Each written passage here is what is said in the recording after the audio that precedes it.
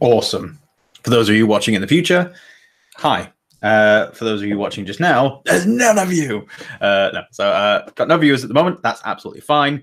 This is going to be a boring archival thing, as well as some important stuff for people, which I'll talk about at the end, or if people drop in for the live part later on, I'll do that. You'll notice that the microphone is up. I'm not using this microphone. I'm using this one over here, which you can't quite see. I don't want to mess about with that. But yeah, hi. So the main thrust of what I wanted to do at some point over the next couple of weeks was to go through like all my old notes and things. I've been clearing out like these shelves and stuff, and you'll notice that there's lots of cards that I want to get rid of. So I want to make sure that all the shelves are nice and neat and tidy and have everything in its place and everything's categorized and organized. And I recently got given back all my old notes that I kept like in boxes and things, which combined with other notes that I'd brought with me when I moved house initially, that, you know, now means that I've got all my stuff. I've got all my stuff. So I wanted to go through that on a video so that I don't need to keep all of it. I want to destroy some of it. It is taking up physical space, and I could just photograph them on my phone and be done with it. But also, I want to talk to someone about some of my notes. I want to have commentary with my notes. So I want to be able to look back at this video and see my own commentary on my own notes. If I'm ever bored out of my mind one day, I may even like just go through this video, watch it back again, and put time codes in the description for each thing or each major step or something. I don't know. The future's an undiscovered country. So we'll do that when I've drunk a bit more of my tea. For anyone that watches this and this is their first video, hi, I'm Drew. I run Master Tier Gaming. This YouTube channel used to be called D20 Advice. It was called D20 Advice because I gave advice on role-playing games, which often, not always, use a D20. So I gave D20 related advice. You know, how to buff your icosahedron and stuff. I used to do videos on that, which I still kind of do a bit. This basically, I needed to get a proper job. So I started my own business rather than just making YouTube videos as and when for fun. I decided to go into being a professional games master. So that's what I do now. Master Tier Gaming is the business. I run games of like Dungeons and Dragons and Star Trek Adventures and Star Wars and things like that. Ramble incoherently on the internet. I also ramble incoherently on the internet. That was my dear darling wife off to the side there. She doesn't want to appear on camera, but yes. Hi. Pregnant wife who does not want to look. You look fine. I look like I'm very pregnant. I hate to break it to you. You are very pregnant. This may come as a shock. What, again? So, yes, I do ramble on, but that's by the by. Yeah, I run games, so that's what I do. So on this channel, you will get some game stuff. You will get some of the videos that I used to do with D20 Advice, giving advice on things. Yeah, just changes are happening. I'm starting to rebrand everything. Twitter's a bit of an oddball one. I went ahead and made a whole new Twitter handle without thinking about the fact that I've already got a Twitter. I've got the D20 Advice Twitter thing. So I don't know what I'm doing. I really don't know what I'm doing. Social media stuff is just, I don't like it. I enjoy doing what I want my job to be, which is running games professionally. What my job actually is running games professionally part of the time. And the rest of the time is social media marketing. which is not the job I wanted. Say dress for the job you want. I'm dressed in plain outfit. I don't know. It could be a nuclear power station attendant or something. I don't know. Or you could be a ninja. I could be a ninja. I could be a ninja. Ooh. Just for the job you want. Okay. So, until we get people doing the whole back and forth thing, let's go to... yes, I did not mute it on my end, so I apologize if you guys got a blast of sound. You probably wouldn't have, though, because I'm not rerouting things, but I just wanted to check the chat. Make sure that there's no one like typing things in the chat. I'm having to moderate my own chat room. This is how like grassroots bare bones we're getting here. So anyway, let's grab the first bit of paper that we need to sort and organize. Let's see here. So this is a collection of old like RPG notes and things from throughout time. So what do we have here? Okay, I've got blank lined paper that can easily go into my newly created, sorry, I'm getting my son's sword out of the way, my newly created things that can be reused pile. So that's that. Let's see what else we have here. Ooh, we have a map that my wife made. No, is this a map that I made for your campaign? Possibly. Yes, I think this is it, because a lot of this is my handwriting and my drawing style. So that was... lots of penis towels then. Right. In these drawings, there will be the infamous towers. A lot of my clients now, a lot of people playing in my games get warned about the towers. I ran a campaign which the notes will be cropping up throughout. And this campaign was one of the longest I'd ever run. 5 years, was it? Something like that. 5, 6 years. Running campaign, version 3.5. Running through up until around when version 5 was being released. So it was around like 20. We skipped 4. Yeah, we did. We skipped 4. Having since revisited 4, I can see that 4 was actually good. It was just mishandled in the games that I played. But I still don't think it would be your cup of tea. It's not. Yes, that is your cup of tea. I made you that cup of tea. So anyway, let's have a look at this. I want a digital record of this. Hello, map.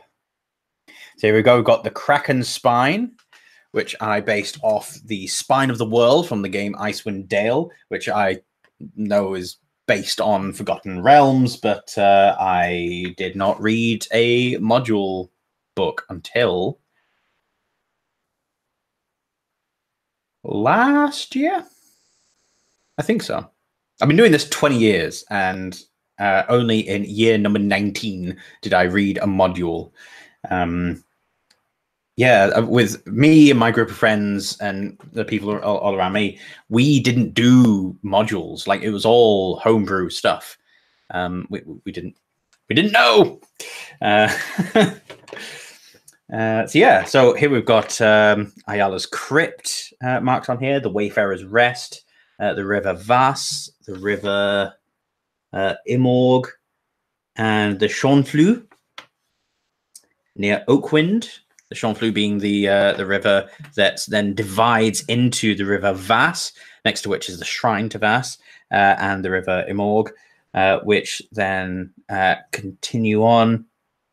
Oh no, the River Vass like ends in some hills, and then Are you going backwards? Is that the spring in the hills? What? Is that the spring in the hills? Are you going backwards? That will be the spring in the hills, yes. Leading to the ocean. That is not how rivers work.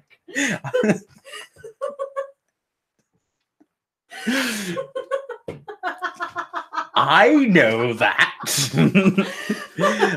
So, yeah, rivers don't work the way that have just been described. Don't use this video as a science aid. So anyway,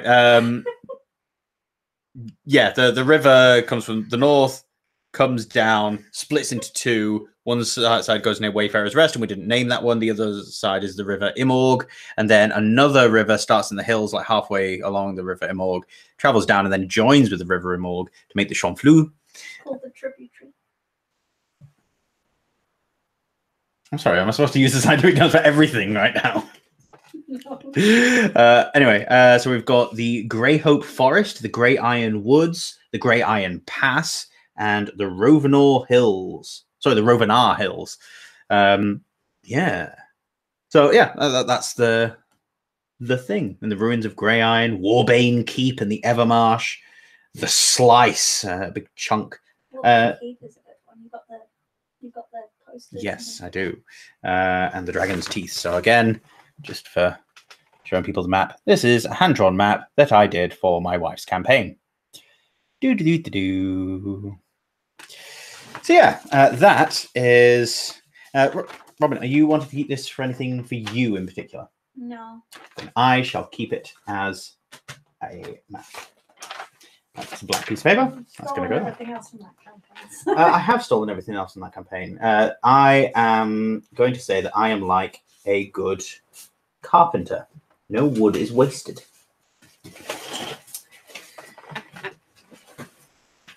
So let's grab some more sheets of paper, see what we've got.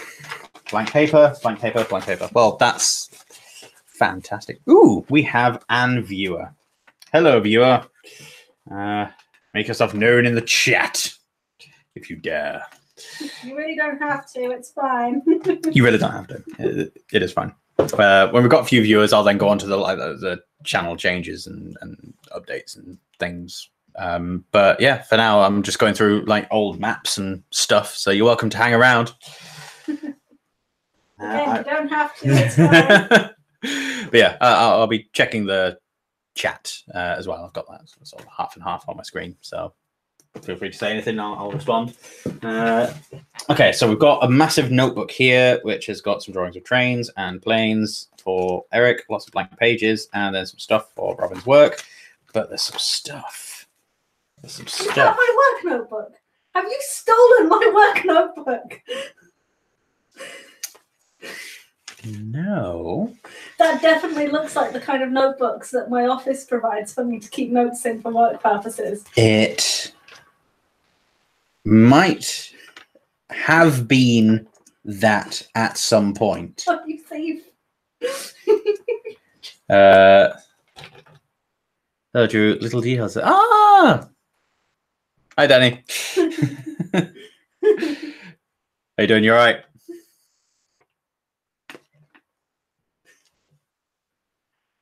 Oh God, yeah. So yeah, there's some good notes here. There's some good notes here. Oh God, it's even got some of your notes, Robin. My notes. Yeah, this has got your notes from your campaign. My campaign? I didn't have that when I did my campaign. Well, this is your handwriting, writing about your campaign. I don't believe you. Background. The dungeon was created by a chaotic evil wizard as a planar gate. And I saw a note to Ayala. Huh. Ooh. Yeah, that'll get you. In that case, this is one of the ones you stole from me ages ago as well. You've stolen multiple books like that from me. Perhaps. Yeah, so, okay, what do we have here? The dungeon was created by a chaotic evil wizard as a planar gate. Its creator was destroyed by a terrible discovery, and the dungeon has been attacked and abandoned many times since then. No one who enters is ever heard from again. Dun, dun, dun. Walls are hewn ice. The floor is packed snow. We've got some DCs to climb and run and charge on them. Temperature extreme cold. So we've got Constitution saving throws for weather. Illumination is dark. I've got room 1, room 2, room 3. Stuff that's going on there. Stuff like altars. See, this is like proper D&D note keeping, pre-game prep. This is what my wife does. This is what I do. No, you will see that there is quite a considerable amount of prep that has happened in my history. Yeah, here we go. Dungeon, Ayala's Crypt. This is a fairly typical sheet of paper that I'm planning on uncovering a lot of today. And that is initiative things and hit point scores and things.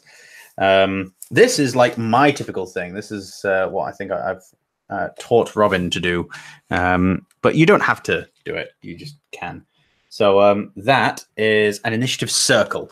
Basically, from wherever the GM is sitting, I just put everyone's initiative score on like clock positions relative to where people are. So if someone is directly opposite me, I put my initiative score and their initiative score is directly opposite me. And if there's two people between me and them, there will be two scores between me and that directly opposite thing. You arrange them so that you can start from your left and count around, and that number around is how many it corresponds to the people sat around the table.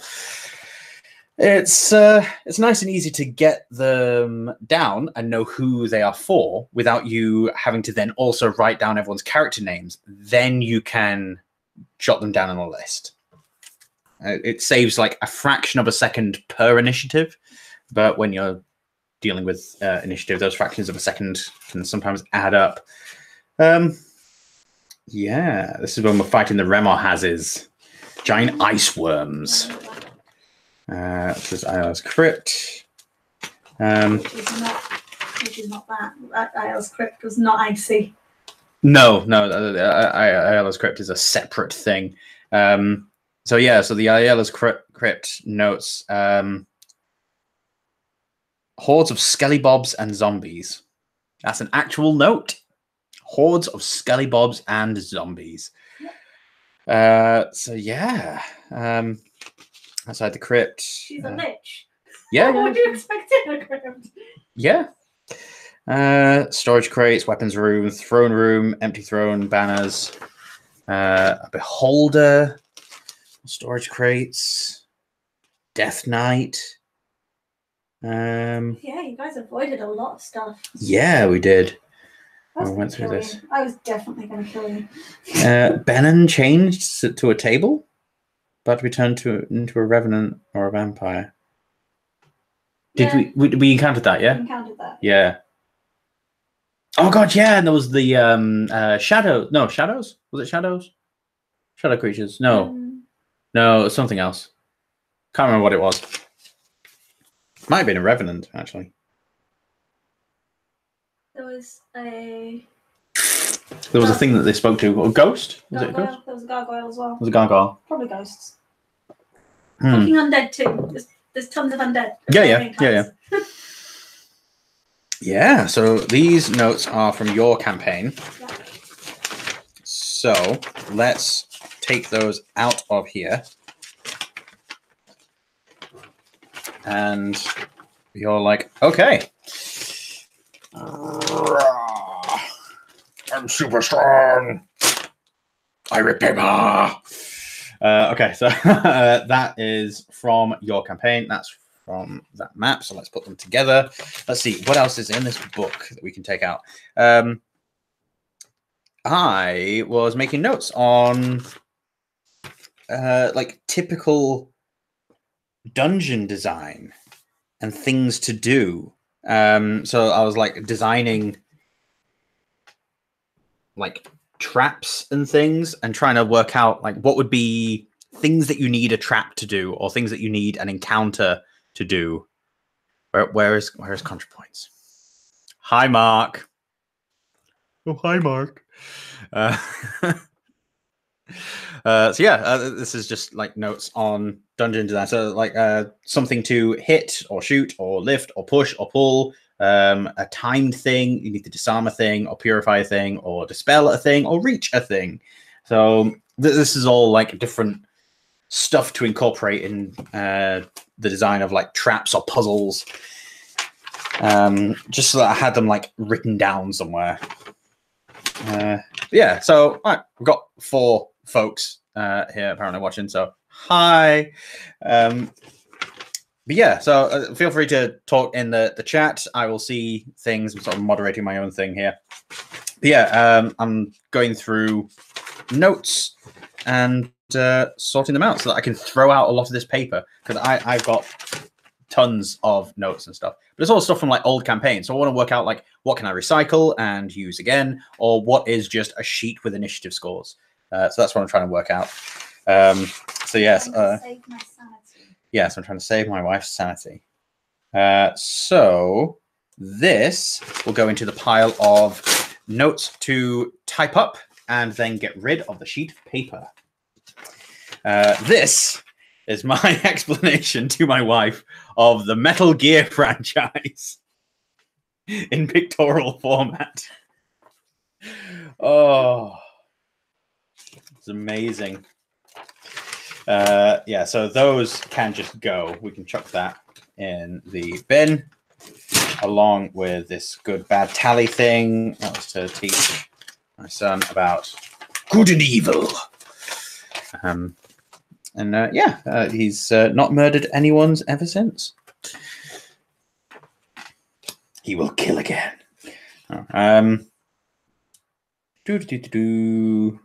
Oh God, yeah. Mark, I found some of the notes from your campaign with Ian. The clerk of Autumn's Reach, whose name is Quite. I loved as a name, but it only worked at the beginning. This is here we go. Some advice for you. Yeah, if you're ever going to create an NPC, if you give them a joke name like Quite to set up an initial conversation awkwardness thing, make sure that you can live with it when that stays their name. Yeah, Johan, the guard captain. And that's about what you guys are wanting to do, like increase the guards and the monks to hallow things. Oren, Darius, Garth, Breedus. That's from the Roll for Mischief one. This is Star Wars Fantasy Flight notes. So you know what, keep those. Stick that in a generic campaign notes thing to sort of reuse plots and whatnot. Yes. I loved it as well. As much as the name now to me is like awkward, the name Quite as someone's name. I'm like, well, who would name their kid that? Yeah, it was a fun little interaction. What am I doing with that? Okay, it's again notes to type up somewhere. So let's do that, and I'll set up like a what's it called now? Like World Forge or whatever it's called, like wiki thing. Put the notes there. That is again notes to type up for Roll for Mischief stream, and then move swiftly onwards. Is there anything else useful in here, or am I just ripping up a notebook? I think I'm just ripping up a notebook. That's a recipe for something. You assumed it was a surname. Yeah, I should probably just retcon it to be that, really. Yes, and notes for one of my, in fact, my first session of a free Friday game. You probably do get people with that surname. Yeah, I run a free Friday game at Geek Retreat in Leeds at the moment, and these are the notes. So hold on, I'll just sip my tea. Where's your open this gold? Yes, in fact, I do need to go my tea because it's going cold. So there we go. But yeah, so so a free D&D game, which I knew was going to be a test bed for ideas. So on Friday, I would turn up and a random assortment of players would arrive and they would come and go freely. That hasn't happened that way. There's been so many people turn up to it and so many people regularly turning up to it that it's now a more coherent campaign. That isn't what I was going for in the first place. So the notes that I had was this. That is it. This is the notes that I had for the first session, which was a relatively contained story. So what we have is a lightly penciled in drawing of a chamber, which is flooded. What? Is this the where the water's going down from the top? No, no, it's not. This is a cave mouth inside of a hill. You go down, swim through the water, come back up the other side, and there's a massive column that you can climb up and continue on. And then the rest of it was not mapped. So that was all that was there. And there was a drain tunnel coming out the bottom of this chamber, leading elsewhere, which again, not mapped out. I had known at the beginning that I wanted to experiment with a logic puzzle. What do you call it now? Words escape me. Anyway, this puzzle was, how do you cut a cake into 8 pieces using only 3 cuts? And I loved the idea of this riddle. There we go. This riddle, this puzzle, so much that I decided to incorporate it into a game. But I wanted to experiment with the format a bit. So the answer to this riddle is, how do you cut a cake into 8 pieces using only 3 cuts? Is you cut across in the top, so you cut it into 4, and then what you do is you cut horizontally through the cake to create a top and bottom to each of those 4 pieces, and so you now have 8. And I thought, oh, that'll be a really fascinating thing to do to a sphere, to an orb. So I decided that this was going to be a very valuable sphere of stuff. So I decided it's star metal. So it's going to be star metal. They need to cut it into 8. Why do they need to cut it into 8? For a few weeks leading up to this, I'd been mulling this idea. So when it came to the Friday, I just pulled that idea and said, yeah, this will work. So I came up with 8 tribes, which would include the party. So I only needed to come up with 7.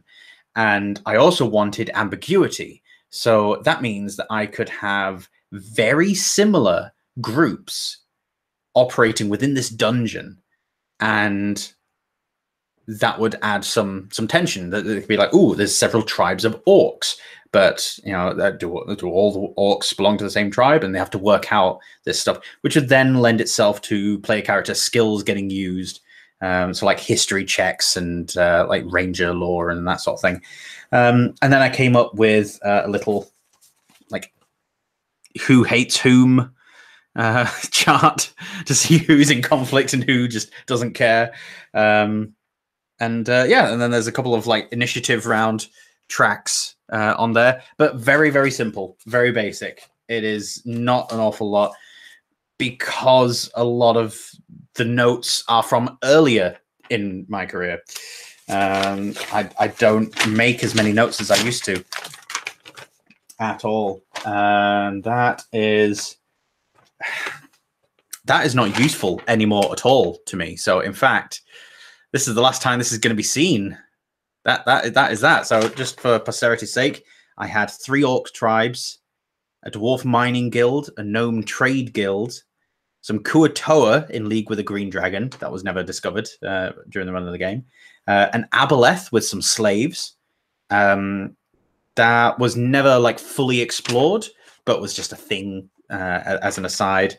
I made a lot of good use of the fact that within a mile of the aboleth's lair, it can manifest. It can create an illusory version of itself, just like in bodies of water. And so it did. So the party kept seeing an aboleth in places and being really scared of it. The aboleth was never there. It was a mile away, but connected through that underwater tunnel. And then the party was the other group. So party, aboleth and slaves, Kuatoa and green dragon, Gnome Trade Guild, Dwarf Mining Guild, 3 Orc Tribes, and a partridge in a pear tree. There we go. That is going in the bin. Hooray! The wife's happy. And then this is notes that are not mine.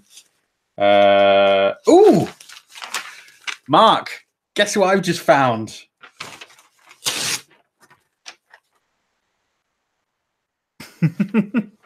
Found the original notes of Iono Brian, John's me dad, playing a game of Monster of the Week with my friend Mark, and he he was lost, but now I found him. He had 2 harm taken.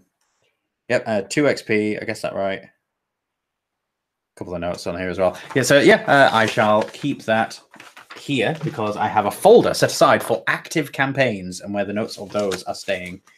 Yeah. The name Iono Brian John's my dad is because when I was creating the character and we came to the point of having to yeah, we had a word name competition. I was lazy and didn't come up with a name, and so when pressed for what's the character name, I was like, I don't know. And then the magical idea hit me that I should just call him I don't know. But I then gave him the middle name Brian because I realized I could not properly play the game and get into it like I should be doing if I had a ridiculous name like that. It was just too immersion breaking for me, so I gave him Brian instead. What wasn't immersion breaking for me was when I was running Monster of the Week and I had Flanagan O'Flaherty, the Irish hotelier who it seemed perfectly fine and reasonable for me to have that as a name at the time. I still stand by it. I stand by it. It's a good name. Okay, so this is stuff that I've already put away into little plastic binder things, but we'll go through it just to see what's useful and why I've kept stuff and see if there is anything that I can actually chuck out. So this is not mine. This is rune writing from a guy from Geek Retreat called Jamie. He saw some script, surname or surname. He saw some script that I was doing on a map and decided to give me another cool. Sorry, I'm reading Mark's things in the chat. Mark always cracks me up.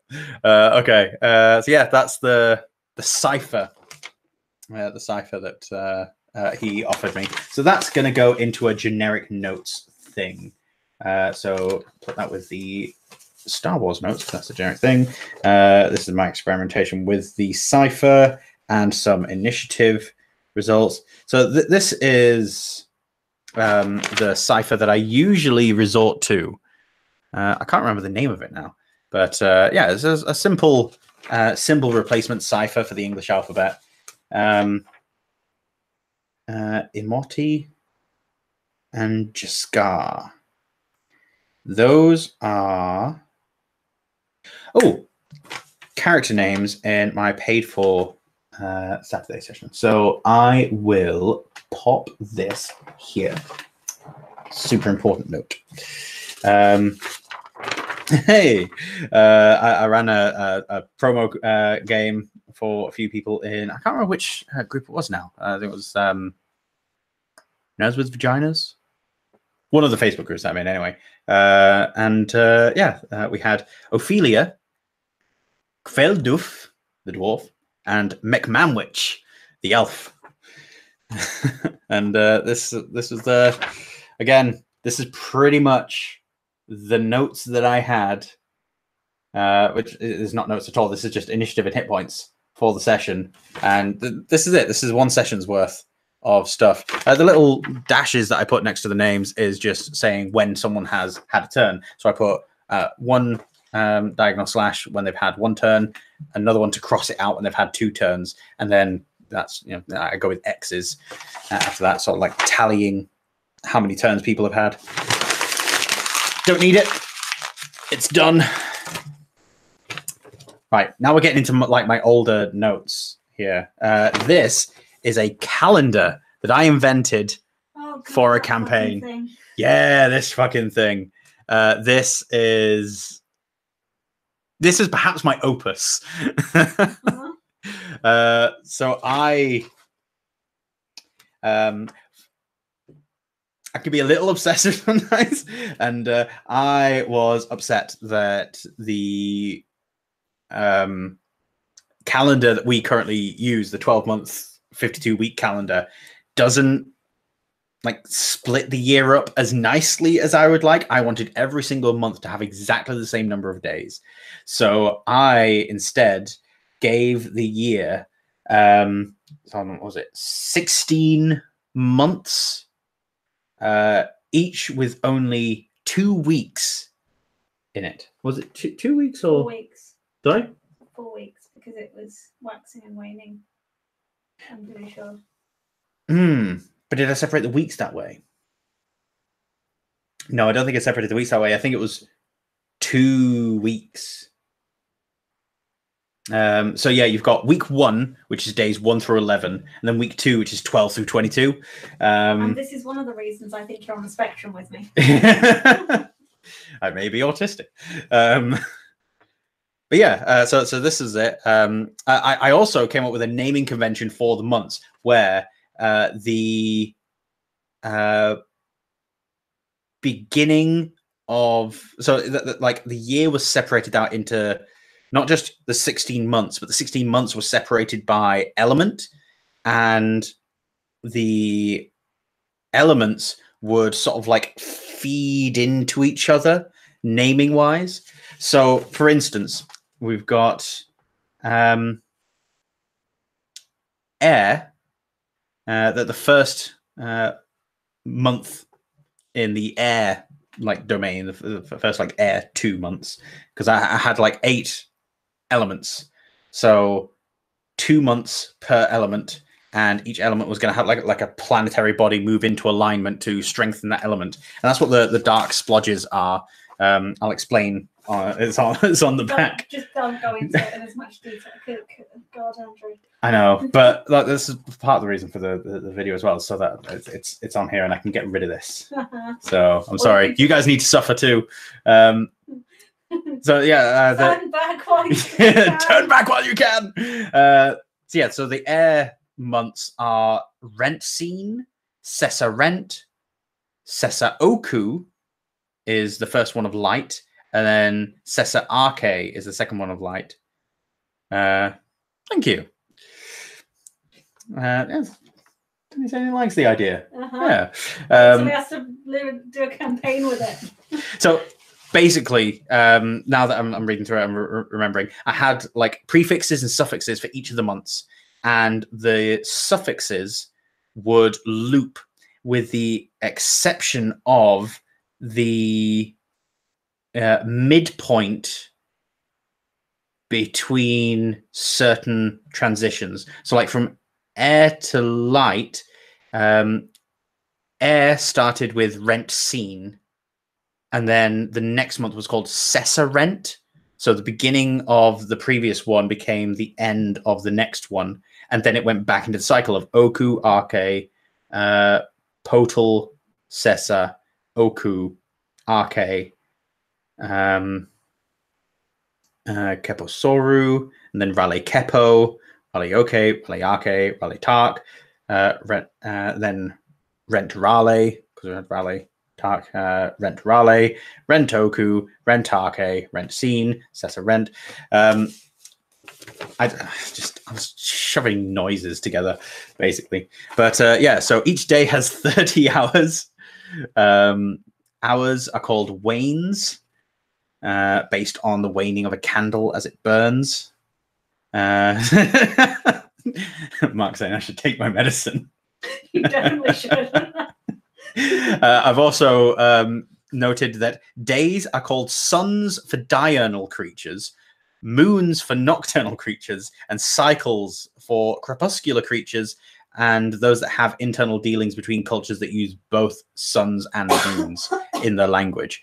And so my intention was I would reinforce this through NPC interaction, that the NPCs would refer to, oh, it was so many suns ago, or it was so many moons ago, or it was so many cycles ago. And that would help the players work out like where these people were from, where the cultural history might be.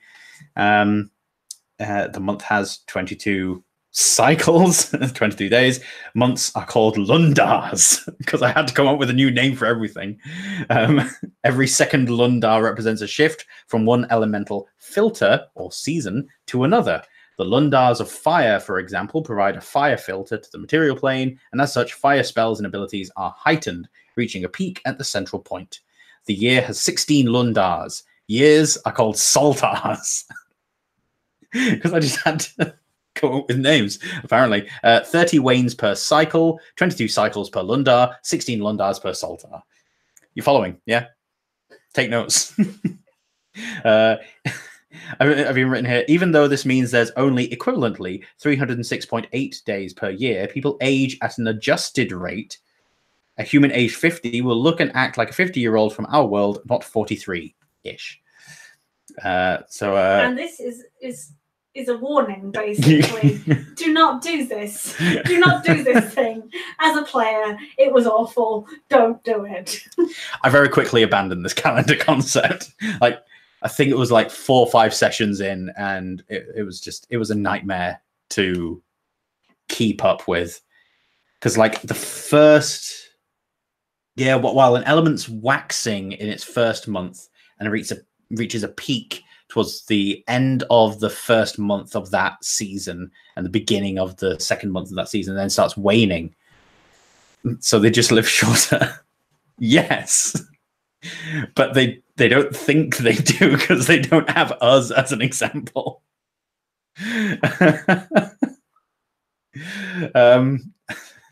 It was because while I was writing all this and I decided to just do the maths for it because I fancied it, I then came upon the fact that they won't be matching up age-wise. So instead of addressing that, I just sort of hand-waved it. It's like, yeah, if I say they're 50 Saltars old, then they are 50 years old. I don't need to do any extra like maths during the game. But yeah, so given 3.5 rules, I had while it's at its weakest point, an element gets +1 to damage, or plus 10% to its range, or plus 10% to its area. Dealer's choice. It basically means that every single spell gets some kind of boost, whether it's a damaging spell or not. And then it gets +2 damage, or +1 versus spell resistance, plus 30% range, or plus 15% area, and then +3 damage, or +1 versus spell resistance. Still, because spell resistance was pretty powerful, so +1 is a pretty good thing.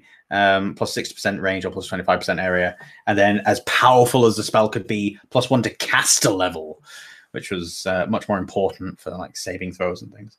So +1 to caster level, or plus 100% range, or plus 50% area. So fireballs were pretty powerful. You could choose to shoot them much longer range, or make them explode much bigger, or explode much more powerfully, as if you were a higher level wizard.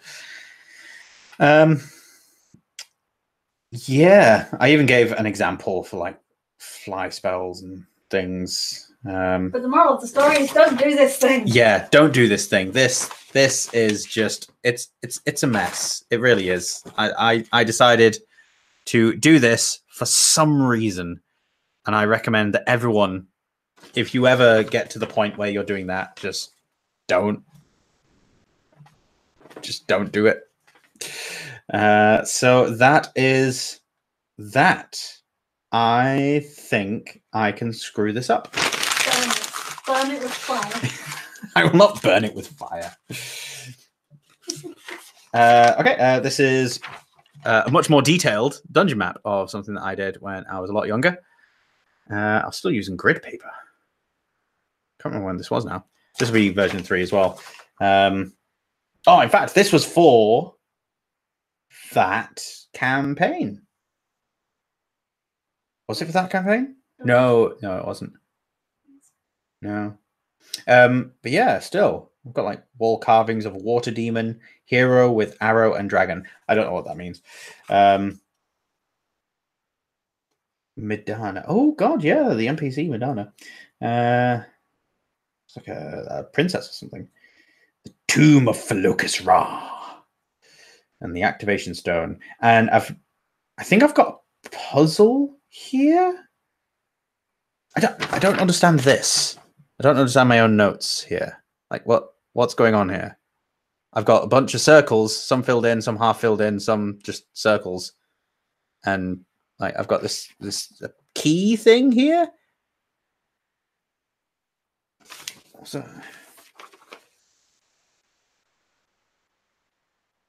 I don't get it. It's a B, D, E. So in the middle of all these rooms at the top, apparently this is a thing that would relate to a thing. 50 XP per enemy, some ankegs.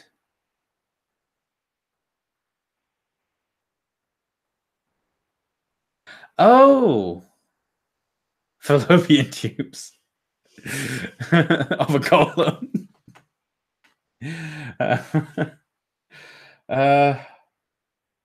You know what? I'm looking at it now, and I think I've got it right. Okay, so the 1, 2, 3.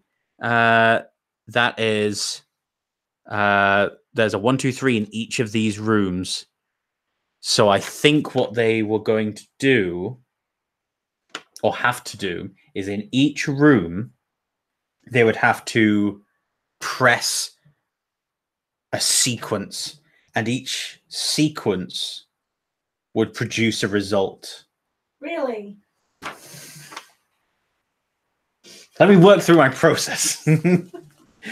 So in room B, if they pressed 1, 1, 1, they would go to room C. It would teleport it to room C. 1, 1, 1 in room D would be a trap. So yeah, like some of them are going to different rooms, teleporting them to different rooms and stuff, and they want to get to A so that they can access the rest of the thing. Or maybe they go into A to begin with. Yeah, because this will be where they came in, Ankegs digging tunnels and things. They'll need to get through this portcullis. Get in here. What's that say they're rescuing? No, they probably came in through here. What's that? I don't know. Let's just put it in the generic pile, and I will decode it later. Let's decode that. Yeah. Oh, there's about 6 people here. That's cool. Hi, everyone. I am going through like all D&D notes and chatting about them. Feel free to contribute in the chat if you want to. But I mentioned that when people were coming in, I would mention like the changes and things, just in case people like wanted to like drop out at some point when I'm doing like the paperwork. So this channel used to be called D20 Advice. This is where I put all my advice. I can talk, you know. I have a voice. I have vocal cords. I use them from time to time. But half the fun is heckling you. Silence from the cheap seats. For those of you that don't know, that's my wife off camera. Occasionally sniping in with a remark. But yeah, I used to use D20 Advice to put up advice videos, and now I've renamed it Master Tier Gaming because I've renamed my whole thing Master Tier Gaming. I'm now providing professional dungeon mastering services, games mastering services, and a variety of systems. And I'll still be making those kinds of videos where like I occasionally just like give some advice on something. But it was never like a full-time thing. It was never a like I never had like an upload schedule or anything like that. So, you know, I've just changed the name of it to keep everything like coherent and stuff. Anyway, That's the change. Also, I'll be doing more regular updates to this channel now on YouTube because I'm doing more regular social media stuff in general. You may have noticed. Anyway, I'm bad at the social media stuff, trying to get better, but also I also don't want to. That's not my job. I don't want that to be my job. I don't want my job to be good at social media. I want my job to be good at running D&D and other similar games. So yeah. But yeah, I see evil cousin Corin written down here. So hold on, let's see what this note paper is all about. Oh, Denimtol. Oh God, Denimtol. Yeah. Malus Ventus. Milton. Milton Lux was Craig's character. This was the campaign where Denimtol turned up in the first place. So the longest campaign that I ran, the one that was like 5-6 years, that was essentially a sequel campaign, but only was retconned to be a sequel campaign because someone wanted to port the character over. And so I ported a villain over. This person's character found a pool of liquid that was supposed to duplicate magic items. It was supposed to duplicate whatever was put into the pool. And they decided to drink it, to test it. And so... Because that's what sane people do. So I did the whole Evil Dead 3 thing with an Ash splitting off from Ash and the two of them facing off against each other. I made an evil version of Milton Lux. Yes, Milton Lux was already evil and selfish and greedy and power hungry. So Milton Lux, with Denimtol being an anagram of Milton with DE at the beginning. Denimtol was the split off, and he was going to be an antagonist in that campaign. But that campaign quickly died off, but most of the same players wanted to carry on. I can't remember why we stopped that campaign, but we stopped that campaign and started a new one. So I've got here, Dagran escapes and the rebels relocate. Can't remember who Dagran was. Denimtol goes with Dagran. They have the part of the Lich. Can't remember what that Lich was either. If party tracks D and D, Denimtol and Dagran, trail leads to caves. If party takes mission, go to caves. Mission, go to caves for clues on magic weapon. So not that I was railroading them or anything, but my notes are basically like, whatever they want to do, they go to the caves. It's like one of those fighting fantasy books. It's just like, oh, do you want to go left or right? I'll go left. You go left and it's a dead end. You're going right. It's like, all right, thanks. Why give me the choice? Yeah. Mission, go to caves, look for clues on magic weapon. Nemesis and hero. Marlus places a geese/quest on Ventus. I can't remember who Ventus and Marlus are. Ventus was a player character. Was Ventus a player character? I'm pretty sure. Okay. Oh God, yeah. Ventus. Oh no. Ventus was not. No, he was. Sorry, I've got Borek - magic weapon and kill. And he's got an evil cousin, Corin. That was Jordan's character. Yeah. So he wanted just a magic weapon and wants to kill his evil cousin, I think. Ventus - rebirth hero and in brackets quest. So I think this is what the players said they wanted their characters to do and be and achieve throughout the game. So Ventus wanted to bring a hero back. My character died. I've got no, you hadn't died at this point. Herbalism and Druid Order is what I've got written for Die, short for Dicera Gruin. Yeah. Milton, family and riches, and Fishboy, because John didn't come up with a name, so so his aquatic elf was just Fishboy. Evil pirate. He wanted to become an evil pirate. I've Got the name Belford Lockheed here, and in brackets industrialist. Oh, I came up with villains for each of them. So for Dicera Gruin, I was going to bring in an NPC called Belford Lockheed, who was going to be like a steampunk industrialist. Milton had Dinimtol, Ventus had Dagran, Borek had Corin, and Fishboy had Admiral Hook Jameson. And as optional other names, I had Spear or Shark Jameson. So I had options. That's the sheet of paper. There's probably a few things I could like nick and Frankenstein off that, so that's going to go into the cannibalize notes pile.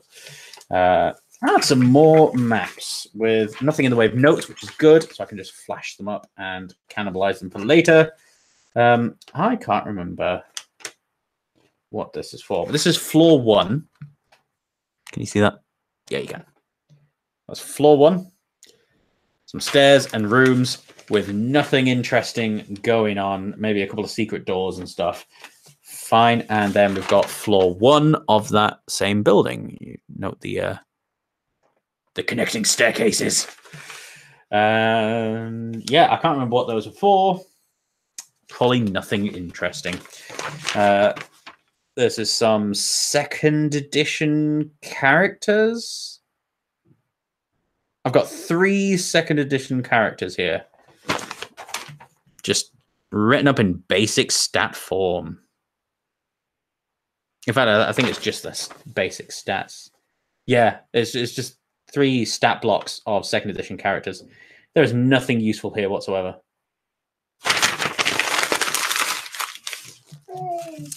We can generate stat blocks whenever we like. Ooh, another map. Ooh, this is from a witchcraft game. I love witchcraft. The Unisystem is amazing. But it's simple. It's simple is what the system is. It's good. It's nice because it's simple. Anyway, yeah, this is a map from a game of witchcraft, which is a modern day supernatural conspiracy game.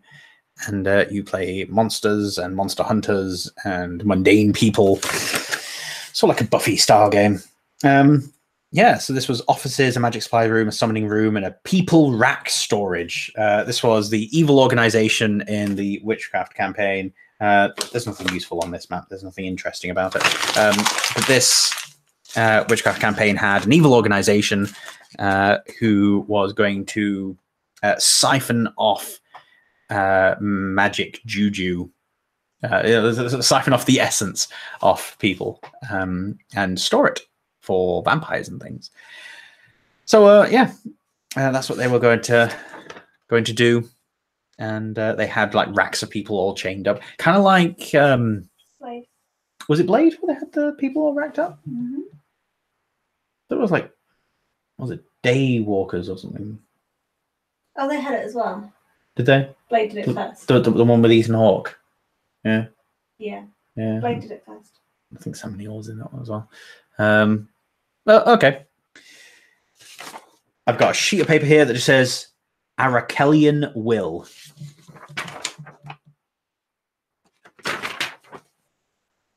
I don't know who Arakelian is. It's a cool name. Probably be cannibalized for later, but I don't know who that is. Let's get rid of that note. Random generation of things. So we've got dungeons. This is just stuff from the Dungeon Master's Guide. Ooh, a wilderness thing. Ruined statue to former king. That's really cool, actually. I like the 5th edition Dungeon Master's Guide stuff when you randomize things. A city building, hobgoblin made. There's a maze in it, and it's been conquered by invaders. Or an exotic. It's behind a waterfall. There's dragon worshippers. A treasure vault. Creators destroyed by a discovery within. Lots of rickety stairs, stone shafts, arrow traps, and broken flame trap at the end of a corridor. Flame Rider passage chamber. And yeah, this is leading into... We randomly generated this stuff, and Robin then used some of this stuff in her campaign. Because they went on to the dragon egg releasing a disease, and it's actually an undead sorcerer phylactery. Yeah. Like these are really good. The random generation came like spurred on some really good expansion from that.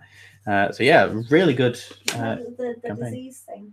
Mm. An interesting mechanic. Yeah, because we used basically mummy rot from the monster manual. We used the mummy rot disease, which in previous editions was in the Dungeon Master's Guide as a separate disease that you could just give to anyone. You could give anyone mummy rot. But in 5th edition, they haven't got it as a separate disease. It's just in the monster entry. So we decided to take it from the monster entry and just make it a disease again. And it was this dragon egg looking thing. It was the key to resurrecting the necromancer lady. Yes, Ayala, who was a lich. Yeah. Well, this is just generic randomized stuff, and we've got all the good stuff from it. Would you be okay with me chucking this away? Yes. Note no longer needed. Again, oh God, this is such a waste of paper. Like, look at this. Look at this. All this empty void, and then just this note in the corner, which is dungeon location in a boggy marsh, created by natural erosion / event. Purpose, lair. History, nearby livestock and travelers missing. All right. Like, it's a good hook, but there's nothing hanging from it. So again, going in the bin, mate. This is all my handwriting. This is all my notes. Dungeon location, island in a lake, covered in ash, created by a lich. Purpose is a shrine. History, created, destroyed by natural disaster, which I put in brackets, volcanic eruption, because it's now covered in ash. This is all randomly generated. And then I've put some notes here for Robin's campaign. So when King Rafik, struck his deal and became king, a distant volcano erupted and instantly petrified the lich in magma. Its phylactery, also petrified, fell into an underground river that was carried away to a natural cavern beneath Enon. And this we then put into Ayala's story as well. That was Ayala's story. Yes. But like the randomly generated island in a lake covered by ash thing then was sort of co-opted by Ayala's whole thing. Yeah. Which is why the dragon egg that caused mummy rot was not in the lich's lair, and why the lich's servants could not just summon her back again by inserting the phylactery into like her coffin thing that activated it all. Oh no, they'd need to infect a load of people first. Yes, because she needed like the energy, the life force from people being infected. So yeah, you want to get rid? Yeah, I've got digital copies of all of this. You got digital copies of all this. Good. Because I hate having random scraps of paper lying around the house. Well, we're now getting fewer random scraps of paper lying around the house. I realised I ran that campaign 3 years ago. I've got notes way older than that. I know you do. I'm well aware. Some magic items for characters. I've got Monk, an Ioun Stone that stores 3 key points. Ranger, a sword that summons swarms of... I know there's some like spillage on it, so it's hard to see. Probably tea. I hope it's tea. Sword, summon swarms, try fish. Oh, Trident of Fish Command is the magic item that I'm basing that sword on. Okay, Rogue, Blend / Chameleon, and put in brackets, Friend cantrip. Ranger / Sorcerer, Bow / Poison, Dagger of Venom. So we have a multi-class Ranger Sorcerer character. Who was this for? The monk would have been Steve. Ranger, Rogue, Ranger Sorcerer, Cleric, Fighter. Now you weren't the Ranger Sorcerer. No, I was running the campaign. Oh, was this for the first? Oh, yes, this would have been for yours. Yeah, so the cleric getting something that resists necrotic damage, so holy symbol that resists necrotic damage. That was a good idea. You're up against the lich. It seemed appropriate. Yeah, and that bit's in your handwriting as well, so it's obviously your idea. And the fighter sword now whispers. Oh yes. You can hear and see within 30 feet, and its purpose is it was randomly generated that the purpose was Bane. So it's a sword that just whispers and hates things. Yes, I remember that. That was kind of cool. Oliver's character had that one. Yes. Yeah, he was playing that. What was her name again? Barbarian, wasn't it? Yeah. Barbarian. Anyway, yeah. Okay. Don't need that. It's recorded here. Those were good for cannibalizing for later. Another randomized dungeon from the Dungeon Master Guide. So, Beneath a Graveyard, created by a neutral evil wizard or wizards. Purpose was a tomb. History, cursed by gods and shunned. So, yeah, that's kind of cool. It's a good starting point, but it's randomly generated from the Dungeon Master's Guide. It can be randomly generated again. And this is, again, notes from Robin's campaign. So this is the trinkets that people randomly generated. A sword scabbard without a blade, and it's a really ornate sword scabbard. So we noted that down so that we'd have the sword be like a plot point.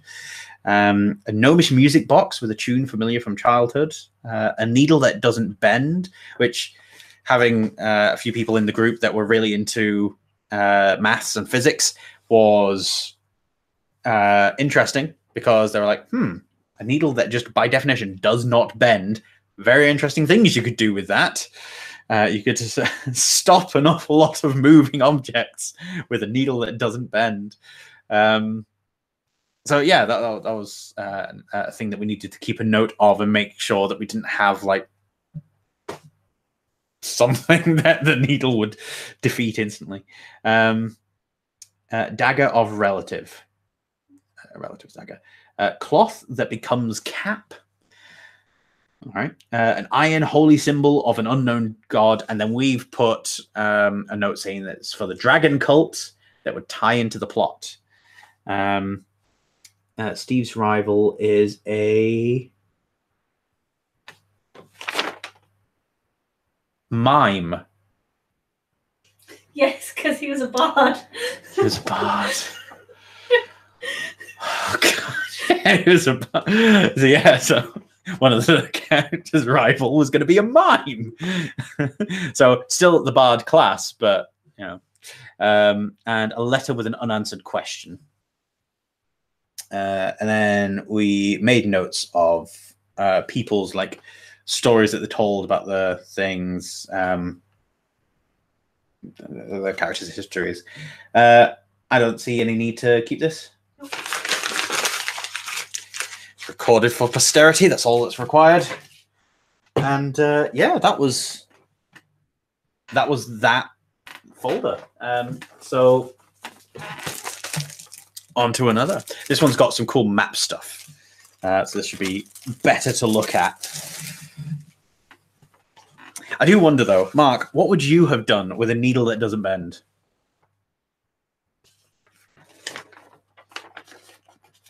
I'd imagine some interesting things would come up. So I mentioned before about towers in my old campaigns, right? I'm going to quickly find a few drawings of the towers so that it becomes clear before I show you. Right, so there's a couple of what wouldn't you do? I mean, a needle that wouldn't bend, it's not that good, is it? It's a needle.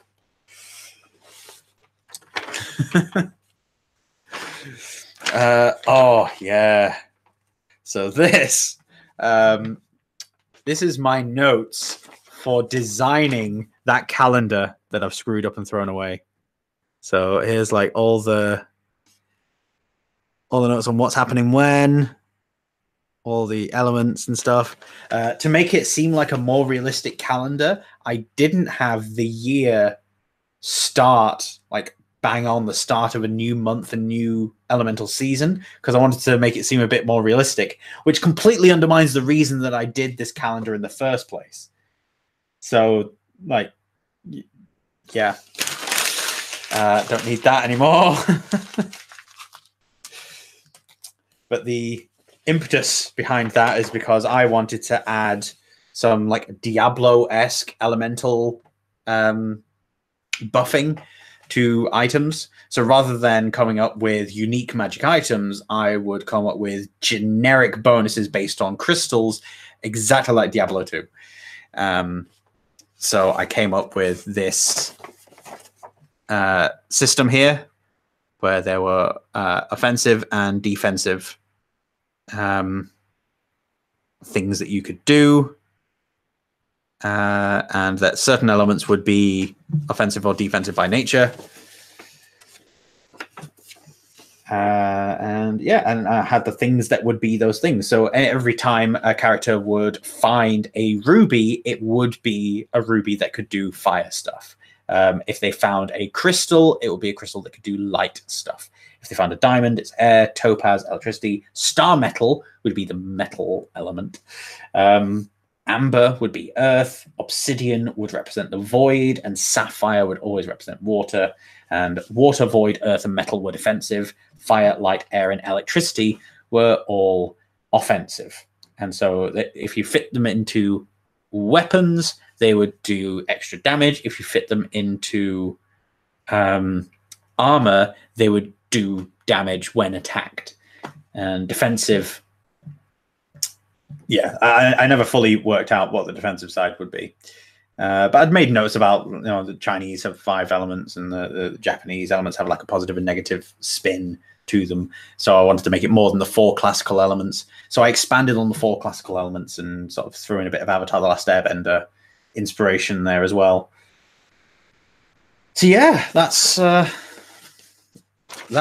big thing there. That is just a list of elements and putting them down with positive and negative and offensive and defensive. So there's that. I don't think I need this at all. No, you don't. You are never, ever, ever doing that again. No. So this is also going in the bin. It's getting chucked away. No, don't burn it with fire. It'll come back and kill us. Okay, so the towers. The towers. Okay. I have been accused of making the towers in this particular campaign that I ran for like 5 or 6 years. I've been accused of making the towers look like penises. I contend that towers look like penises, and so my towers do not look especially penis-like. Okay, we're not talking like, Little Mermaid stuff here. Of course we're not. Right. So this is notes from the first thing. So this is like the capital city, in which there's a giant tower with a dragon underneath. It's like a sort of steampunky technology level thing, run by a red dragon being held captive underground. Was it Gold Dragon? It was a dragon that breathed fire. Don't die in this, help me.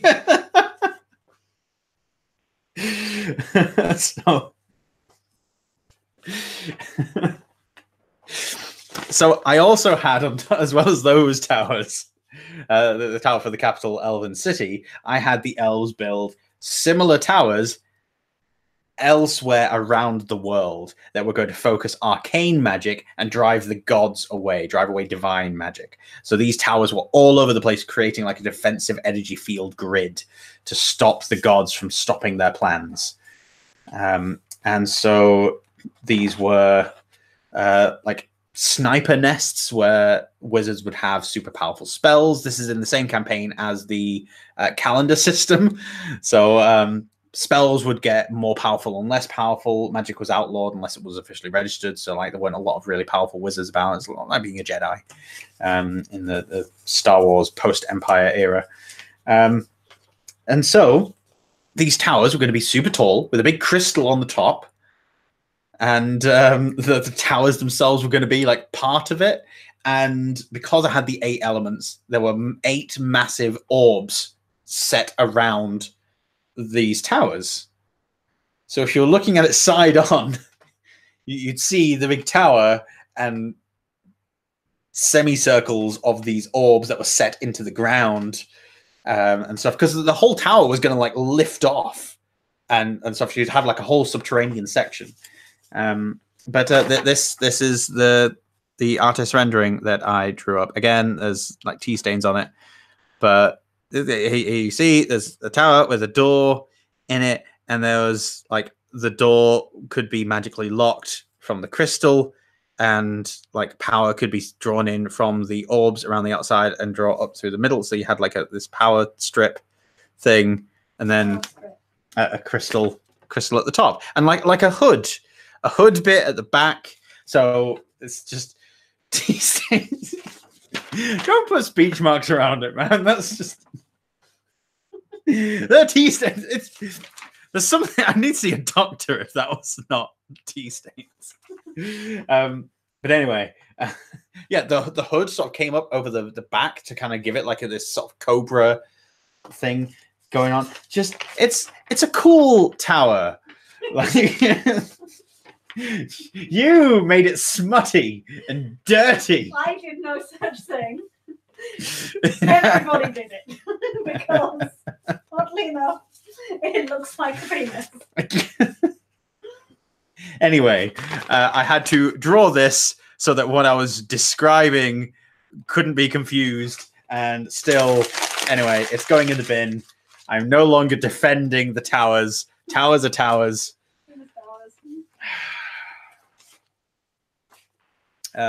Ooh, right. Detailed notes. I used to do detailed notes. So this is the first adventure on a new campaign, the one before the super long campaign that tower was from. And this is it, the Dungeon of Advent Hill. Look at that. Notes for days. Well, for a page and a half, anyway. Oh, God. Actually, I've kind of dropped myself in it now. Okay, so it ends with, all of a sudden, the notes end there.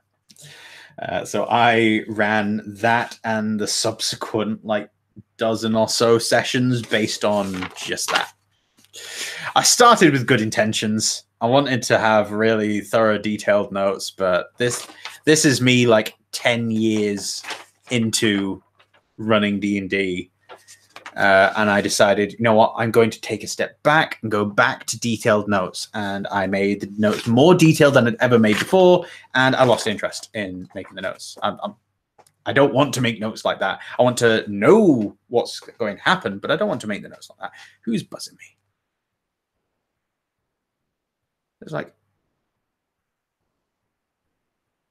messages coming through. I'm busy. Anyway. Dungeon, Advent Hill.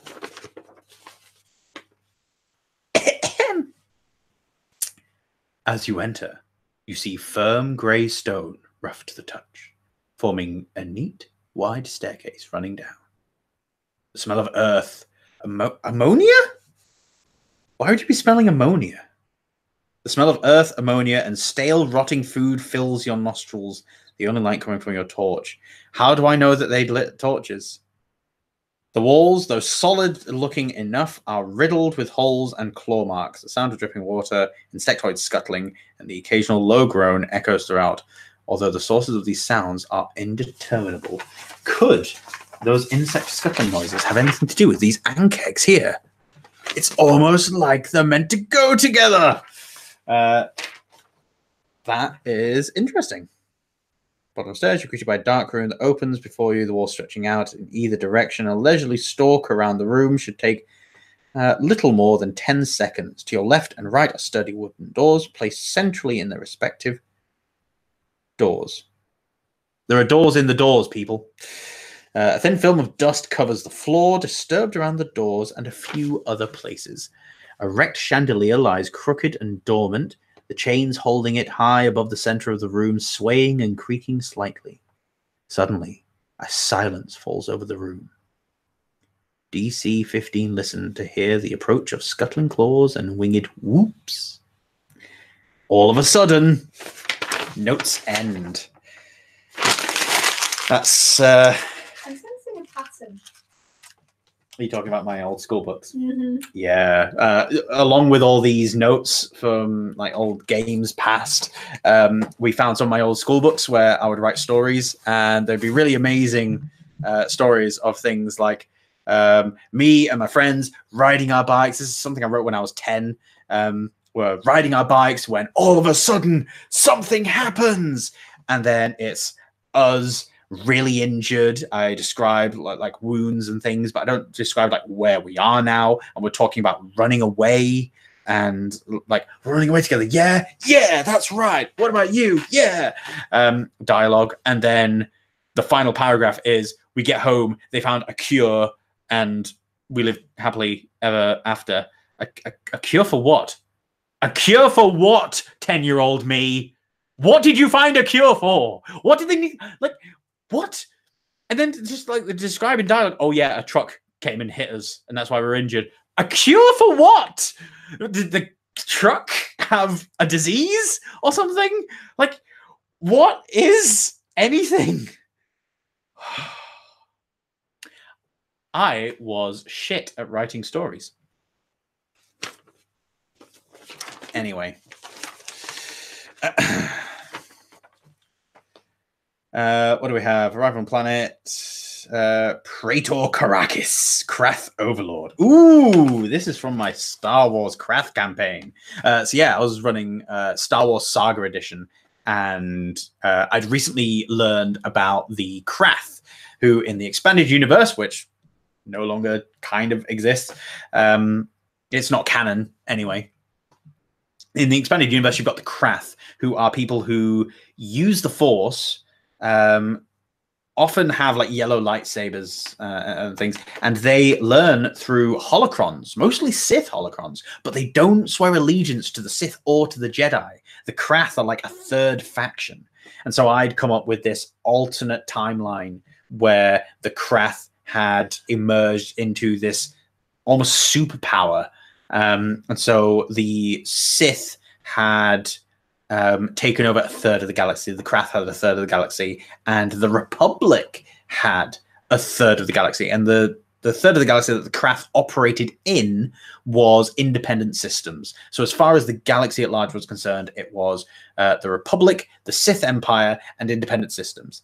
And underneath that layer was the Sith in the Sith Empire, the Jedi operating within the Republic and some independent systems, but like they weren't integrally linked. The Jedi Council was never formed. This is the whole alternate universe thing.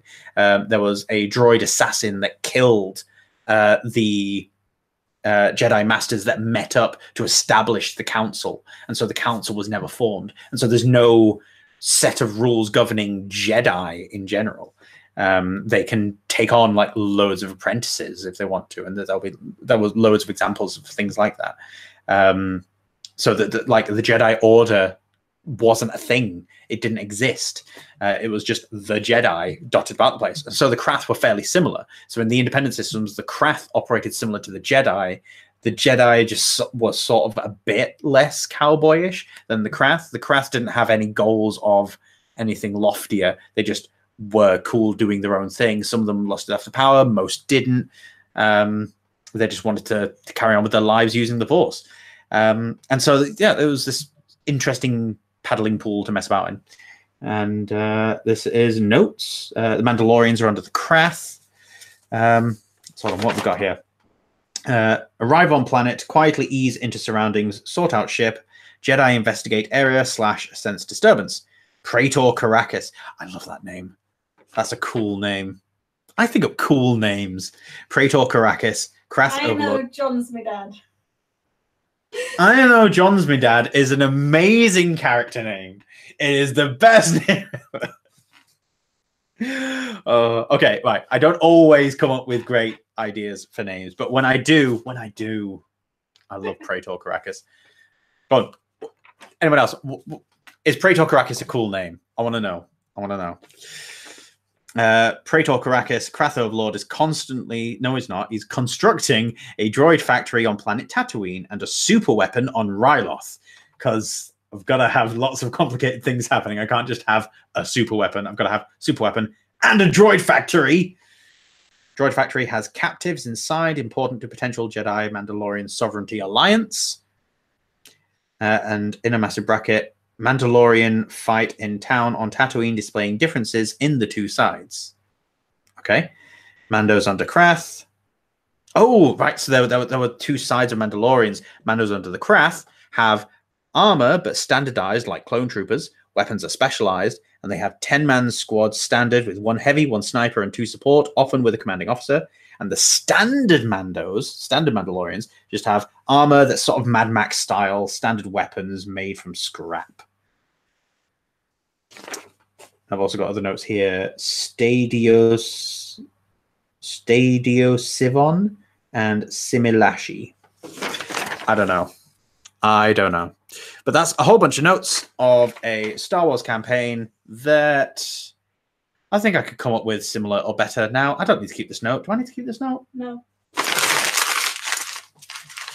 She has spoken. Felokus Ra. Another awesome name. Felokus Ra is a monster stat sheet that I wrote out.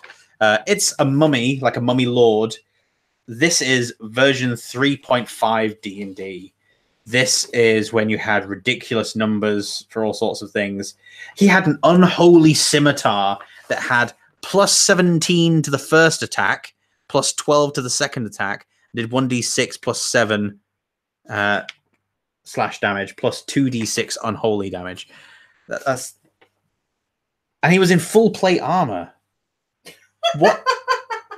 What is this dude? Move silently, plus 12. Well prepared.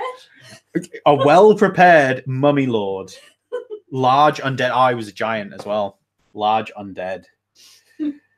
25 strength. Dexterity of 6. Intelligence of 6. Wisdom of 14. Charisma of 15. Armor class of 25. You wanted to kill your players. That's what was happening. Apparently, yeah.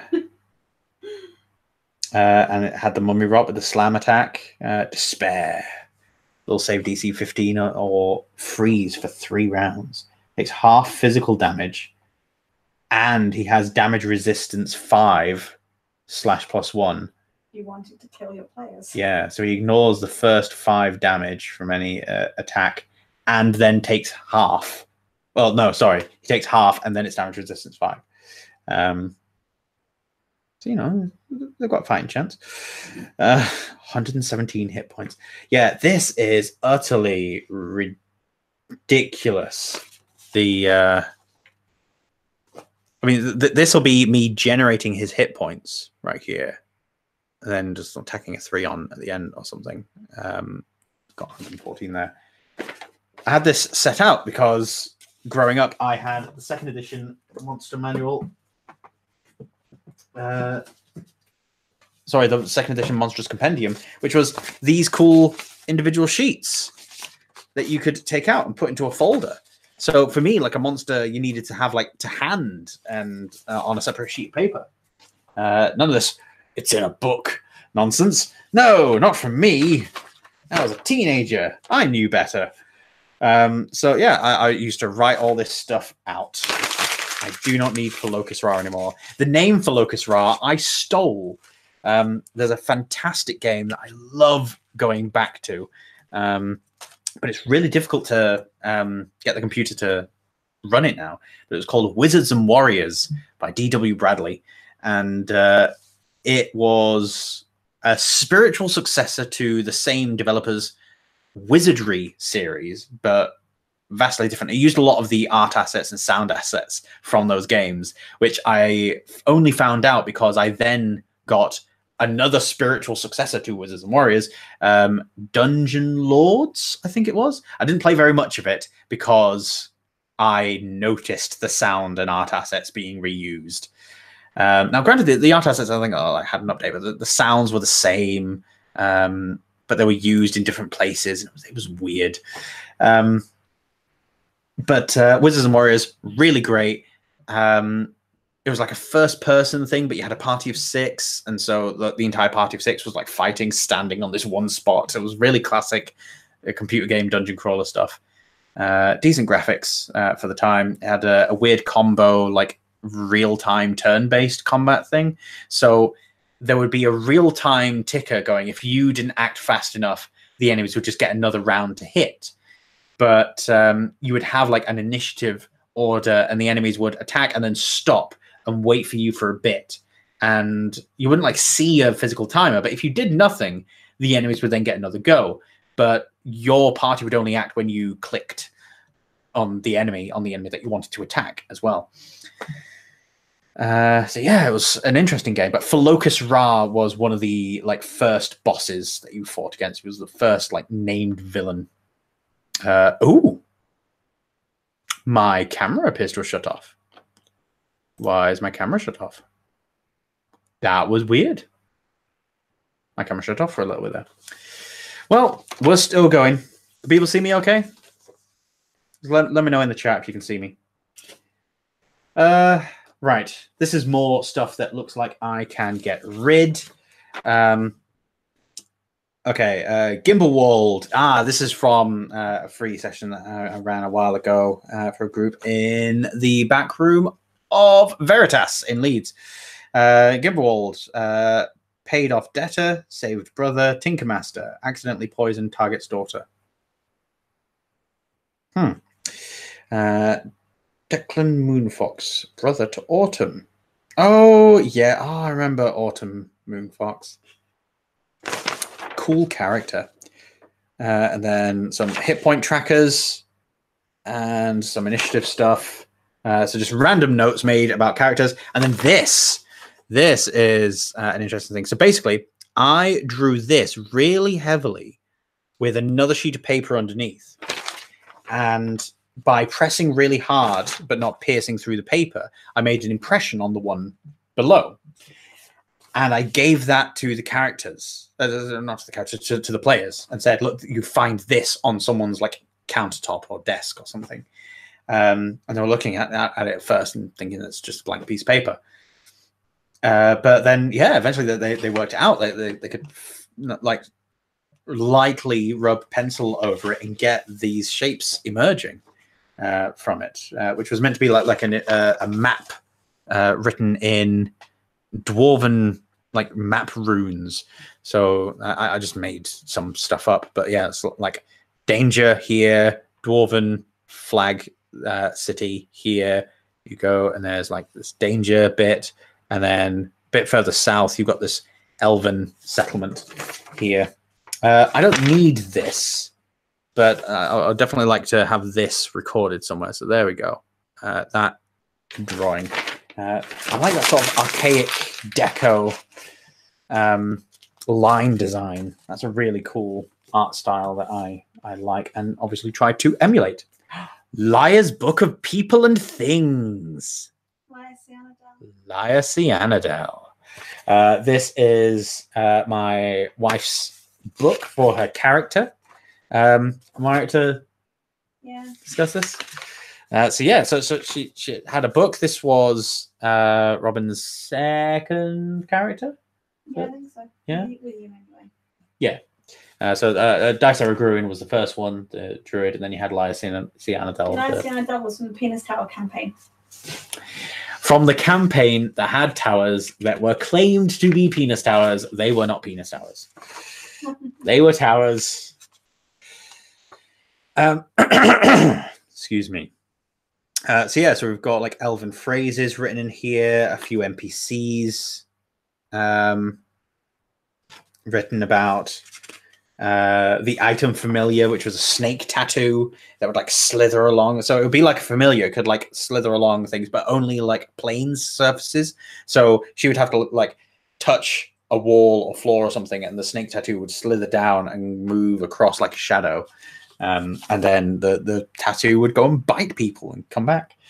It was really cool. I like that idea. Totally breaks laws of physics, but still magic. Yeah, it was magic. Of course, it's going to break the laws of physics. Notes on the Fire Legion, which were the elves of the time. Cinarus Therisane, who's the leader of the Fire Legion, he was killed. Handelo, shady elf who attacked the Apple family. He was released and he's got an arrangement with one of the player characters. Yeah, it was a cool campaign because we had like rogues who like had spies in various organizations by getting into a combat, ending it without killing everyone and interrogating people, then be like, look, I'm gonna let you go, but now you owe me, so feed me info. And yeah, I loved developing that sort of thing. Yeah, more of the NPCs.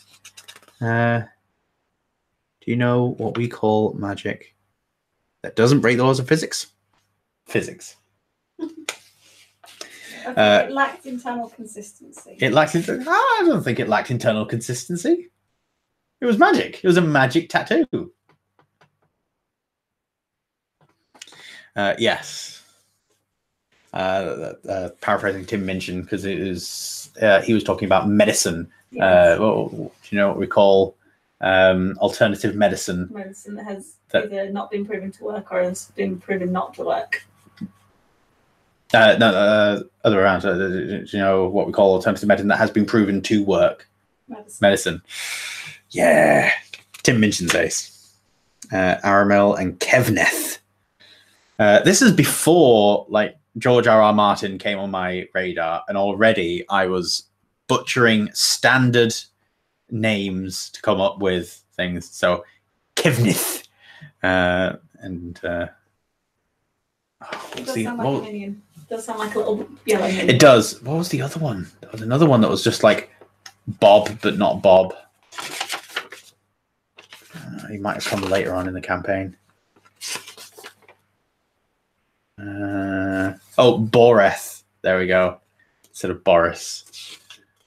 Kevneth rather than Kenneth.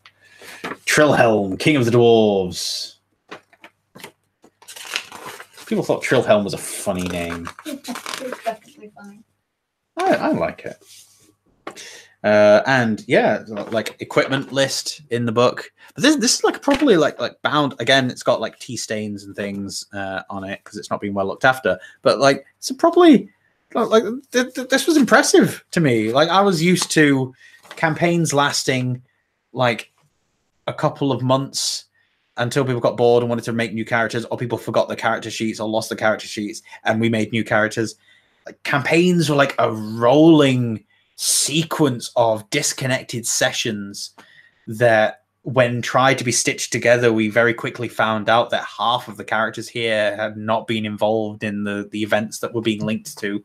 And there was one instance where it was an entirely different campaign, and I brought in an NPC from a previous one. I was like, look, it's this guy. And everyone was like, that was an entirely different party of characters. And it took me a minute to realize, oh, crap, yeah. Oh, that was a different campaign. It was only a couple of weeks prior, but it was a different campaign. I just hadn't noticed. I wasn't paying attention. I had my head in the clouds. Yeah, there's a couple of things we're going to cannibalize from this. So that's in the cannibalized pile. Let's see. A sheet of paper with the leadership feat modification. Again, version 3.5. Feats and character options were like galore. Oh, yeah, that little cartoon there. But yeah, I made my own variation on the leadership feat to give people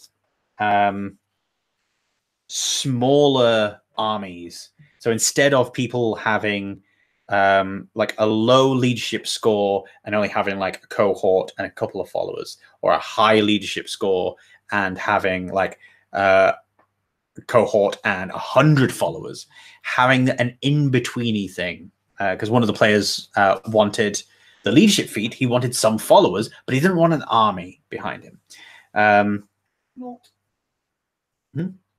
Yes. So I put it as leadership feat modified cohorts equals first level, gain XP as PC. So when you get some cohorts, they gain experience points as a character. Cannot craft items on own, but a huge help with aiding. Around about level 4 now. Start with 12 followers. Each becomes cohort in turn. An adept is a spellcasting class from first level. And it chooses the paladin as the spellcasting class. Expert, rogue, bard, paladin. Warrior, ranger, paladin, fighter, barbarian. Aristocrat, rogue, paladin. Score equals level plus charisma modifier plus modifiers. Number of cohorts table. I don't even understand half of this anymore because it's been a while. So away it goes. The idea is recorded. I do not need the sheet of paper. Ooh, this is interesting. Robin put together a set of rules for general etiquette for elves for her character. Basically Vulcans. Putting them as basically Vulcans, and as well as the general etiquette, like do not touch in public places unless married. And binding is wrong. Rings, necklaces, etc. are all open-ended. So they're like talks and spirals. Holding hands and grasping is bad in Elven society. I loved a lot of these rules, actually. No comments are made with regards to courtship. So it's like not spoken about. You cannot actively seek out an individual. However, accidentally bumping into each other is entirely different. Only family can sit next to each other. Presenting a carved wooden circle in a parcel of food ends a relationship of any description. Because a circle is closed loop. It's a binding. Food packaging are the only way to give gifts to non-family. You can only use things made by a blood relative or spouse unless it was owned by someone who is now dead and the family have not claimed it within 50 days. Ownership transferred to that elf as if they had made it. So that's like a general etiquette rules system. It's interesting. Again, I'm going to cannibalize that. Record it somewhere else. And then like an etiquette system that would be like a days-long, years-long thing. So day 1, day 2, day 20. What? It was courtship, wasn't it? Yeah. Yeah, you didn't actually say that. Did I not say it was courtship? No. Yeah, so an elven courtship ritual all laid out with a full thing. But yeah, again, going to cannibalize that later. That's another folder done. And like pared down somewhat. More messages, pings coming through. Don't like it. How dare people. I know, right? Leave me alone. In fact, you know what? I'm not going to look at that one yet. I'm going to look at this one because this one's also got fun, funky maps. Funky maps. Funky maps.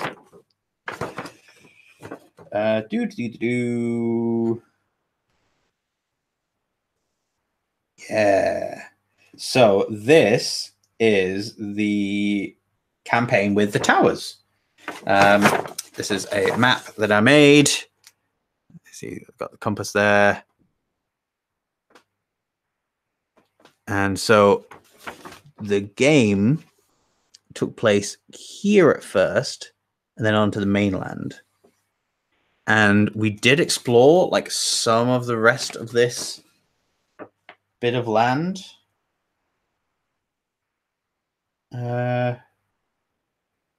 Yeah, we didn't explore very far, to be fair. I was expecting this to be like a globe-trotting adventure looking for magical artifacts, but we dropped the elemental theming partway through. Because the calendar was fucking ridiculous. Yeah, the calendar was ridiculous. But yeah, we've got like a set of islands here that is shaped magically, so it's like a big magician's eye thing. And I was gonna come up with some cool thing connected to that at some point, but again, we never visited that. It's a set of islands magically shaped. Not a unique idea. I don't think there's anything salvageable from this map. It's been drawn on with notes from the campaign. I'd rather recreate it in its entirety if I'm ever going to use this kind of map again. So, in the bin. It's an old one, but it's going. It's 9:45. I finished doing this one. And then I'll bugger off and stuff. I was supposed to try and get through all the paper tonight. That has not happened, but I'm just gonna like photograph the others that I've found that are useful and shove them up on Instagram or something. Because yeah, because you have fuck tons of notes. I've got fuck tons of notes. Ooh, another cool name. An elf druid NPC, which again fully statted up because I was a dork. Was. Love you. Love you too. But he was Devranosus. And I introduced him as Devranosus, the powerful druid, a hierophant, leader of the druid order. And when I introduced Devranosus and revealed his name, immediately this camp Welsh accent was put on by one of the players. It was like, "Oh, hello there, I'm Dev," which just destroyed him. I was completely fine with it, but obviously Devranosus was devastated at being teased so mercilessly. And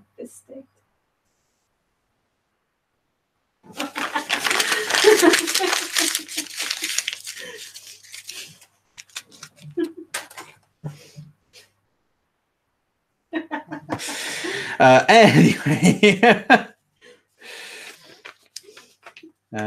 Oh wow! Oh, we're in for a treat, boys and girls. I've got a note here saying Rentake the 18th. It's got a calendar date. This is from early on in the campaign. Bard Tales.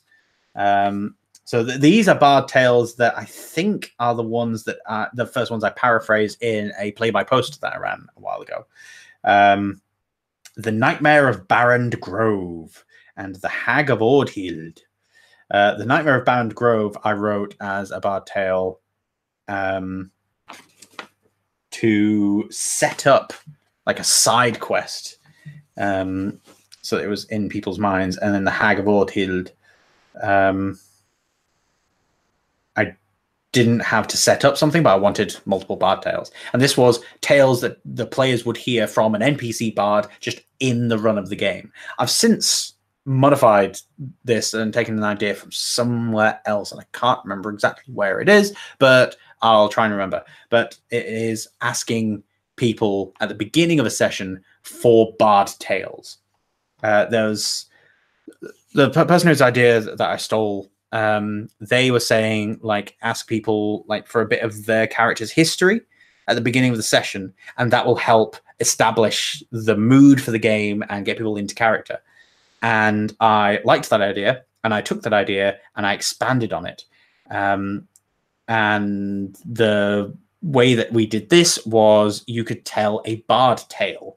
This was your character acting as a bard could tell a story from your character's history, but it doesn't need to be accurate. It could be, like greatly exaggerated, or it could be a story that your character has heard, 1001 Arabian Nights style. And this offers the players a lot of freedom. And I like this a lot for especially new players, because it means that they don't need to have canon in mind. They don't need to worry about contradicting something. They are an unreliable narrator if something changes. It also gives you as the GM a lot of really good fodder, because while they're coming up with ideas for stories that have happened in the past, you can take bits of those and reseed them into the campaign which reinforces these stories that the players have told, which then rewards the players. It's a dopamine hit. When your brain notices patterns, it's a dopamine hit. And that's what you're trying to do, make people feel good. So by seeding these bits of story throughout, or having an NPC like repeat the story, or themes of that story coming up somewhere and harkening back to it, this is all stuff that can then help people enjoy games a lot more.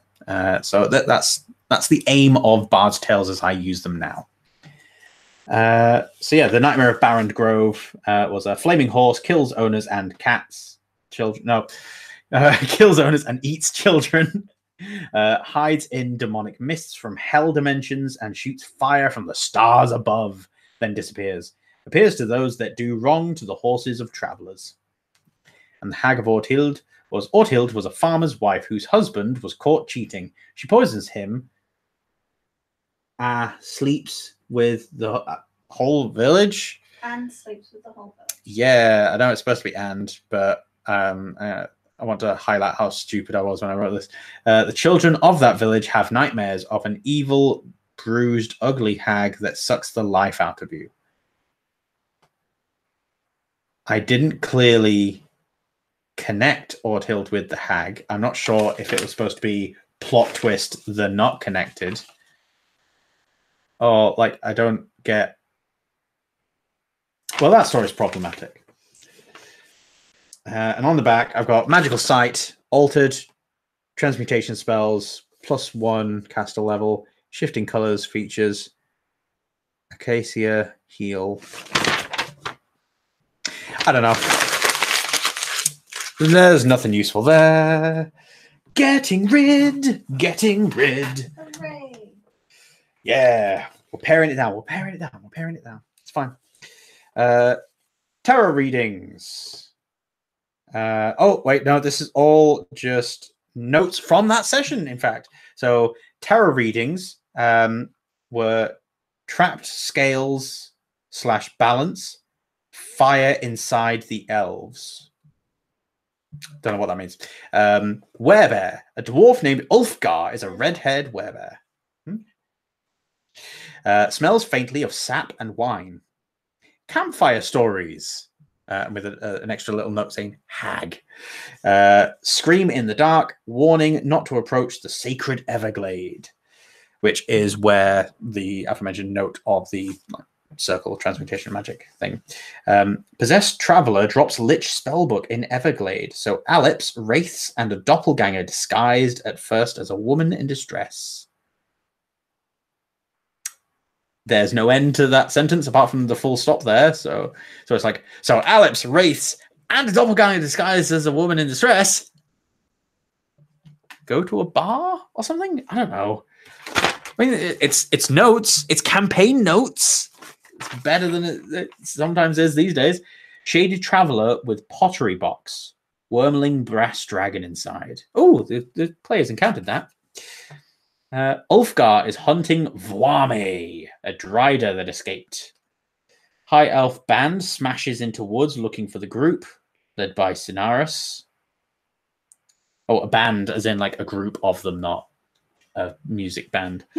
Everglade is another watchtower and needs sunlight at midnight at the passing of a season to open. I think I dropped that in the end because, like, I don't think you guys were gonna get it or find it out because I didn't put enough clues or anything in. Yeah, halfling rogue ninja called Cade Thorngage. He's from Grolax Camp and is here to trade and. I recognize that name. Yeah, so Cade Thorngage was Jordan's little brother Joel's character, because Osborne Bo Thorngage was Joel's first character, and then he created the second and the third. And so Osborne Bo Thorngage the third was the NPC bard that was telling stories in my campaign, just to like seed like hints and notes and references and things throughout. Nothing I can get from that. That's all just random stuff. The campaign from before Vilehorn and Mal'Ganis meet and plot world domination. Mal'Ganis turns Deco and charges him with raising a lich. The crystal holding the lich's soul is in the temple Deco is part of, and an attack is organized, destroying the temple. Vilehorn convinces Lucifer to betray the adamantine hammer. What? Lucifer? What? Devrinosis? Recognize that name as well. Yeah, that's the druid. Mm-hmm. Just there's so many like Vilehorn, I think, was like a black dragon. Mal'Ganis, I can't remember who that was. Was that a lich? Was this from the campaign before? So I think Devrinosis is like a recycled character then. Oh, you wanted the phone charger? Yes. Okay. There we go. You. Love you. Love you. Okay. There is nothing to be gained here. It's all characters. I like the name Vilehorn and Mal'Ganis. Like your typical evil person name. Mal something. Maledictus. Yeah, here we go. Right. Tower. This is what the towers were meant to look like when they took off. Tell me that that looks like a penis. That is not a penis at all. That is nothing sexual. That is just a tower with orbs, and it's a floating island platform thing. That's all that it is. That's all that it is. I don't know what's bit me on my back, but something bit me on my back. That's not nice. Yeah. Again, that's drawing for a thing that is long gone, so I'm going to need to destroy this because there's no place for it in the world right now. There's nowhere for it to stay. Ooh, magic items. Yeah, again, stealing things from other things. You know the Dungeons and Dragons film? The 2001 film with Jeremy Irons in it. So that's got a magic rod that controls red dragons called the Rod of Savril. And there's a skeleton that holds onto it and lets it go to the protagonist. And I liked that name, Savril. So I created a Rod of Savril in my game, but didn't control red dragons. It was a Rod of Flight. So you just pressed a button on the side and it allowed you to fly. And I put 5 actual fly charges. So it had 5 charges. They didn't know how many charges it had. And so just when it stopped working, it stopped working. Magic Ring of Burden and Fortification called Azonoth. Yeah, so this was based on the Elder Scrolls Oblivion. When I was playing that, and one of the missions you had to like find someone in a well and they had this magic ring and you were like, oh, bring this magic ring back. And the magic ring just makes you super heavy. So you stay under the water because you can't carry it. It like burdens you. It's like 300 pounds worth of weight. So this was that about magic ring of burden and fortification. So while you were burdened, you were also protected, which was a payoff to sort of convince them to keep the ring with them. Azonoth is a fort known for withstanding surprise sieges, which again is something that I made up. Probably just chucked noises together, or have taken Azonoth from something. This one I've definitely just thrown noises together. Necklace of Thievery, Fonach. Provides rank 0 in disable device and open lock. So allowing you to use it untrained. Flaming Bow called Praethor. Crown of Kings, an ancient artifact of human origin claimed by the elves and lost during major civil wars within High Elf society, allows the wearer to control the loyalty of those within their lands. The Crown of Kings is based on the island of the Lizard King. I think it's Island of the Lizard King. A fighting fantasy book. There was a Crown of Kings there. And I stole it. It was in a game. The Shine Dagger, which gives you no two-hand penalties.